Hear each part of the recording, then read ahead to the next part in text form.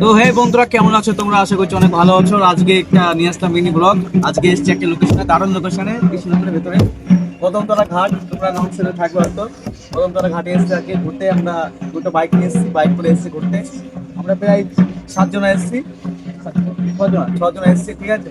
এই যে ঢোল, এখানে এসে আমরা এখানে এসে আমি এটা লক্ষ্য করছি, ঢোলটা লক্ষ্য করছি। আর সাইডে জলঙ্গি নদী, যেটা জলঙ্গি নদী একেবারে বয়ে যাচ্ছে ভাগীরথী নদীর সাথে একবার মিশে যাচ্ছে। সেটা ঘাট, কুমড়ো ঘাট, বুঝতে পারছো তোমরা। এখানে ডুবে গেলে তোমার তো আব্বা ঠেকাতে পারবে না। কি করে? আর এখানে পরিবেশটা কেমন লাগলো তোমার? বেশ ভালো লাগলো, এসে কি বলবো, সুন্দর পরিবেশ, ভালোই লাগলো। এখানে কি তুমি কোনো ঝামেলা দেখতে পেলে? এখানে ঝামেলা করছে সালা পুনায়, মানে সালাবুনি এখানে ঝামেলা করছে, ঠিক আছে। আর ওই যে এই যে ওইখানে একটা মেয়ের সাথে মানে দোল্লা খাচ্ছিল, মানে এত মানে আমরা কোনদিন পারলাম না পেরে গেল।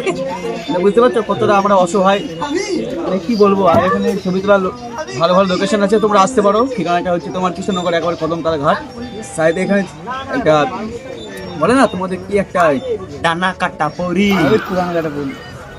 হ্যাঁ, ডানাকাটা পড়ি। আই লাভ কৃষ্ণনগর, আমি কৃষ্ণনগরের বাসিন্দা, ঠিক আছে। তো তোমরা ঘুরতে এসো, তোমরা যদি আসো তাহলে আমাকে ডিএম করবে, ঠিক আছে। আমরা ট্রেন নিয়ে চলে আসবো, ঠিক আছে। এটা আমাদের ভনটা, এটা আমাদের ভনটা, আমি জীবনে আসবো না। তোমরা আসতে কি বাকি না আসতে কি করে। তো আজকে এই পর্যন্তই, দেখা হবে আরমানের ইয়ে নিয়ে, ঠিক আছে।